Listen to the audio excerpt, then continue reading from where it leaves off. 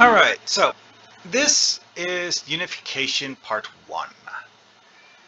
And this is one of the most memed um, episodes solely because of the fact that it has Patrick Stewart dressed up as a Romulan because Picard is sneaking around in Romulan territory and tried to pass as a Romulan.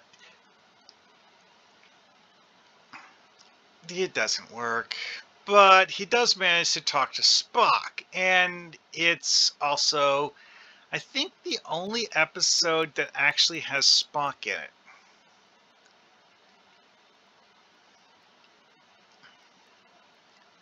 Yeah, I have Sarek, who, this is the last time Picard meets Sarek. Sarek wants Picard to, talk to Spock. Spock gets, anyway, so overall, the big picture here is that Spock's reason for being in Romulan space and the reason why Picard has to go to such great lengths to find him is the fact that Spock has been trying to, well, as the title says, create a movement to unify the Romulan and Vulcan people who used to be the same race. They used to all live on the same planet. Granted, that was a long time ago. Probably a few thousand years at this point. But, that's Spock's goal.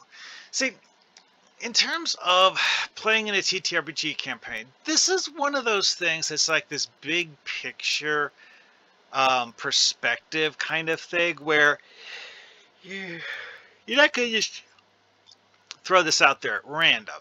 No. This is the sort of thing that's such a big picture thing that either you use it as setup or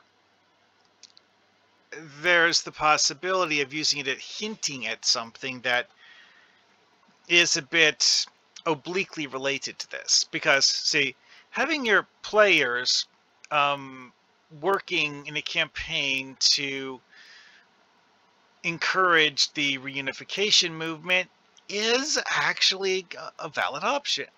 However, it's not the only thing you can do with this. Because, as we see in TNG, while Picard spends 2 episodes working on this, he only spends 2 episodes working on this.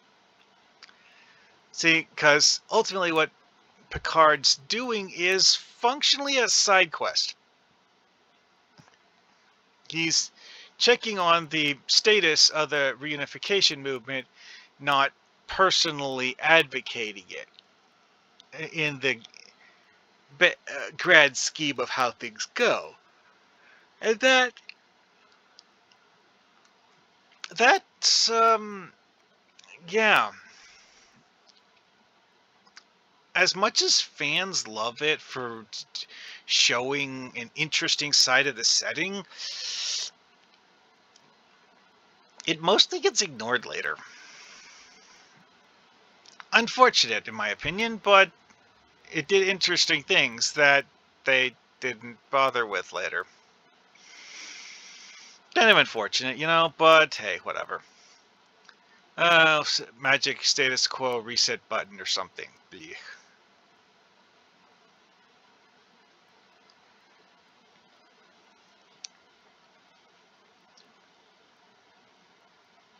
Okay. Also, there's stuff like this because, like, this episode does talk about several things because of the fact that this episode deals heavily with galactic politics, discusses galactic politics in a way that most episodes just don't even look at it. And that makes things a lot more interesting than it would be otherwise. And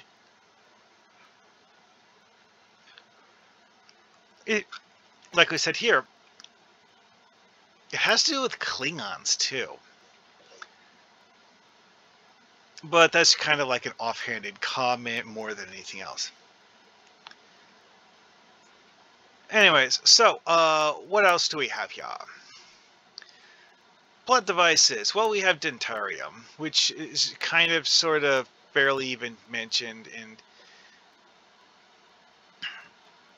yeah, this is basically one of those things. It's like you just like throw out a random name of a thing, like, oh, we found this in the wreckage. Why is it important? I don't know. Oh well. That happens a lot, though. It's like stuff like Dentarium is apparently actually an alloy. It's not even an element. It's a specific alloy. And they call it Dentarium so they don't have to tell you what it is.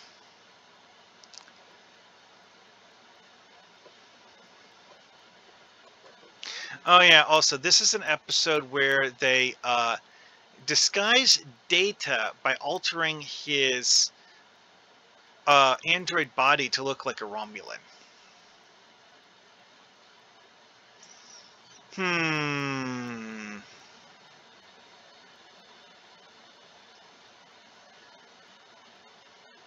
Oh yeah, this is also where we have the whole like Quailor stuff.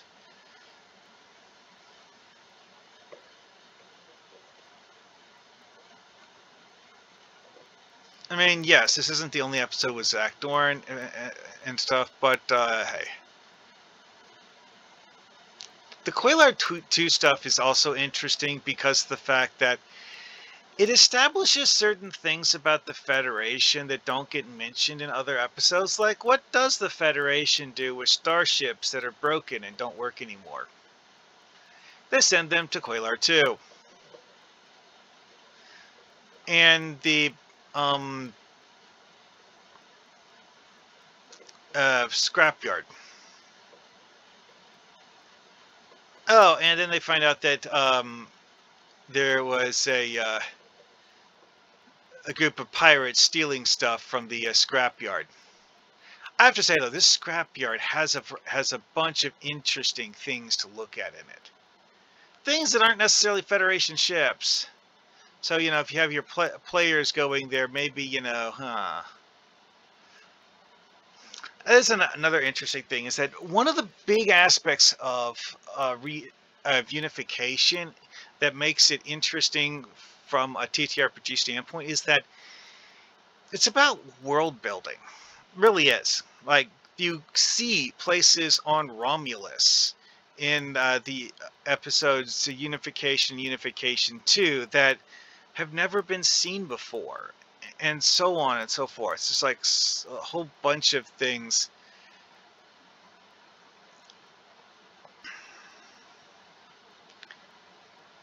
And, you know, what exactly all of this stuff does and means. Well, honestly, if you're writing a TTRPG, you can make up a whole lot of stuff to go with things like this because of the fact that the actual show leaves it all very vague and imprecise.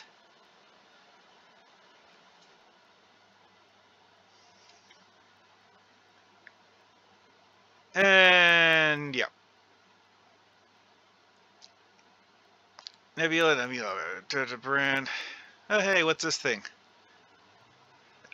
Again, there's a lot of things that get just like thrown in there, not necessarily comprehensible. This is apparently a reference to something from the old Phase 2 project that was something that they were doing as a sequel to TOS that got preempted by making the TOS movies, and a whole bunch of the ideas that had been going into it just sat around unused. Some of them got co-opted by Star Trek Discovery later on, but didn't get used the same way. And also, it's just like a handful of ideas that got used later, not the bulk of anything. Anyways.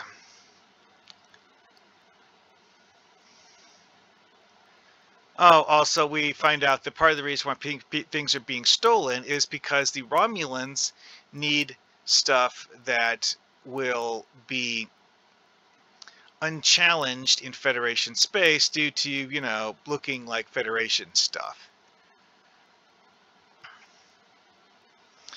And yeah, it's like there's a lot of things that you could do with.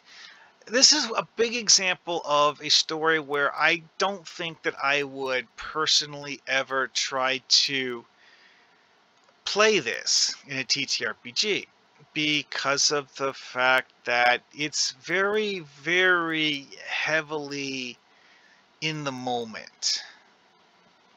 Like, it's Picard and certain other specific characters doing very, very specific things. And then when it's over, everyone kind of forgets about it. Yeah, kind of awkward when you look at it from that point of view.